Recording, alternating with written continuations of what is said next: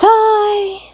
Last episode I said Survivor is at its best when the audience feels omniscient, because they understand all of the players' perspectives. Survivor is at its worst when you watch an episode twice and still don't know why the vote shook out the way it did because crucial scenes are lying on the cutting room floor.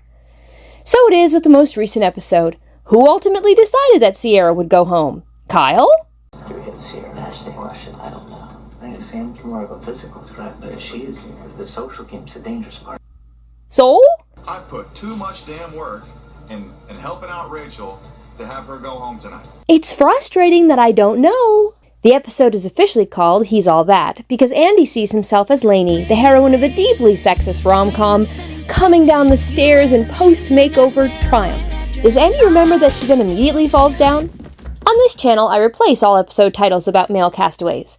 This time, I'm using the final line of Sierra's very endearing Easter confessional, which sadly foreshadows her exile from the game. It's like an Easter egg hunt. I've been good at Easter egg hunts my entire life. I mean, my family, we've had Easter parties every single year. Oh, good.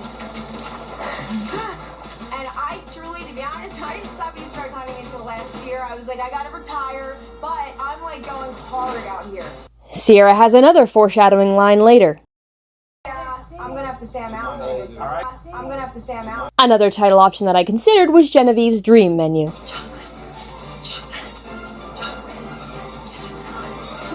I haven't had a lot of positive stuff to say about Gabe on this channel, but he spoke the truth 3 times this episode.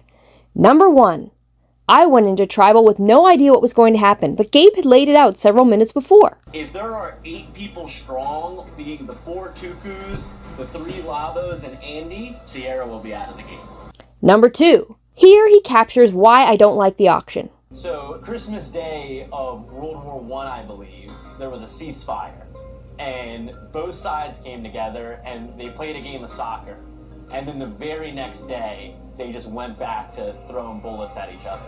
And that's what Auction Day kind of felt like.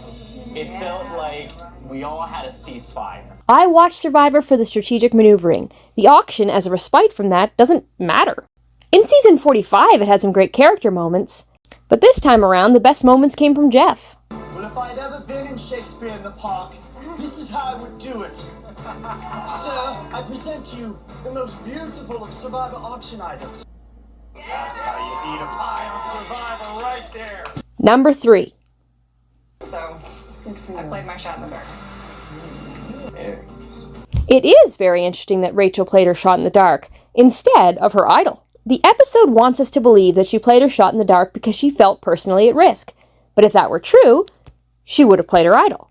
The shot in the dark choice implies that she believed she was safe, that a different Gata was going home. Did someone tip her off? Again, I'm frustrated that I don't know. If Rachel believed she was safe, why did she waste her shot in the dark? The main reason I came up with was that not voting would make it easier to continue working with whatever Gata remained in the game. My dear friend pointed out another benefit. If at some point in the future Rachel is targeted, those planning to vote against her will think they don't need to conceal that from her, since she doesn't have a shot in the dark. That will make her more likely to know when she wants to play her idol. Perhaps she went on to say as much in this confessional, but the editors cut her off in the name of suspense. What I do know is that I have an idol that nobody knows about. Now it's like the pressure's on, that I know when and if I need to play it. I will be mad if the next episode doesn't start with a full explanation from Rachel. About Rachel. I said at the outset of this project that I would watch myself watch Survivor, and call myself out when I react to castaways in problematic ways. It's time to confront my feelings about Rachel. We're about the same age, I love her puzzle socks, and that her extreme puzzle prowess backs them up. The trouble is that I find her boring. She was a main character last episode, but barely made my video. This episode, she sensed the presence of a hamburger. I think there's a burger in there. Oh. Wow. And cut an idol from the tribe's tarp as inconspicuously as a stage magician pocketing an ace. But I barely cared. What is it about her that turns me off? Compare these 2 clips in which she and Caroline both talk about ticking off a Survivor bucket list item. That word auction, and like my heart explodes, and I can't believe I get to be a part of like one of the biggest bucket list items. Oh my gosh. Oh my god, I got it.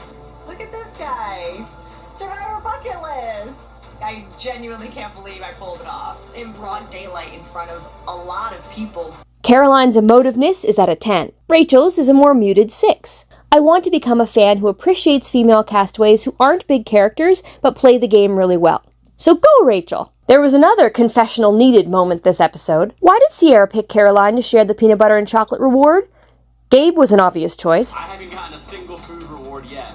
Everything I've eaten so far has come from the sand. What you bought was a very fresh coconut filled with very cold water. Oh no, Gabe. But why not No Money Andy? Did Andy feel some kind of way about not being chosen? Is that why he voted for Sierra instead of Sam to go home? Inquiring minds want to know. It's time for my Beach Chill Test categories. When I first explained Category 1 in my video launching this series, I said, I want to see female friendships and alliances presented as positively as male friendships and alliances. Guys being dudes. This episode contains a great example of two men bonding in a conversation that's not about strategy. Some people on my tribe have never seen The Karate Kid. And I'm like, wax on, wax off. And like, what? I'm like, no. Are you serious? I'm like, please, no. I like Soul. You know, Soul might actually be like my favorite person out here at this point. This episode shows 3 brief glimmers of similar friendliness between women. Caroline is shown being, as always, the most supportive ally ever. Oh, nice! The other 2 exchanges between women that aren't game talk center on, sigh, personal grooming. I want you to try and braid my hair for funsies. I'm thinking business on the sides, party in front. I'm like scratching my hand. I thought I was so tan, and then I just scratched it off, and I'm pale. It's dirt. That last clip does technically pass the Bechdel-Wallace test, but it doesn't equate with the Karate Kid exchange. Category 2 is for strategic conversations. The saving grace of this episode is that we get trios of women talking through the vote. Teeny, Sierra, and Rachel get a scene. So what's our plan? Are we just Lavo and Gato? I would love that. I know, I think right now we're like, let's just knock out Tuku. Well, there is a part of me also that would love to, you know, if we're getting Chukus, for it to be the male Chukus. I think if Kyle loses in an immunity challenge, like that has to be our first target. Teeny, Genevieve, and Caroline get a scene. Genevieve, Caroline, and Sue get the most and the most important content. Sam is charming. Very. I do not want to sit with him at the end. No, but I'm almost inclined to target, like, Rachel over Sam. Yes. Genevieve is a smart cookie. Dude, go Genevieve! I'll be honest, I actually think Rachel is the one who's playing the best game right now. It's more under the radar. Yes, it's more under the radar. Let's get the sneaky threats first, because sneaky threats will take our spots closer to the end. I like that this dream trio calls Sam charming, the same word I used for him in the previous episode. I'm not crazy about them calling Rachel sneaky, a word that gets disproportionately thrown at Asians. I'm glad that they also say under the radar, a more neutral term that applies to all of them. For my Category 3 confessional, I'm giving an honorable mention to this pitch from Sue. I came into this game wanting to be an inspiration to my generation. If I can do this against all of these younger people, you can too. Age is just a number. Get out of your beds, get out of your couches, believe in yourself, and come play Survivor. But I'm selecting this one from Rachel. Saul saved my life. You know, in this game, no one has to help anybody else out, but he was looking out for me, period. You have somebody now, okay? Clearly I want to work with you, but I definitely don't want it to come out, because that's a target on me. Thank you so much. I'm so excited for this budding relationship. I finally have someone that I can look at and be like, I think at least for now, I can trust you.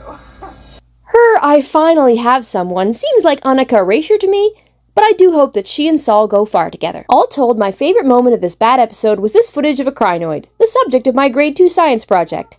Let's hope for a better episode next week. The Taylor Swift on his trip. You know there's societies in Korea where it's just women who choose to live together? This is Survivor. Nothing's ever so cookie cutter. Oh, boys and girls. Right.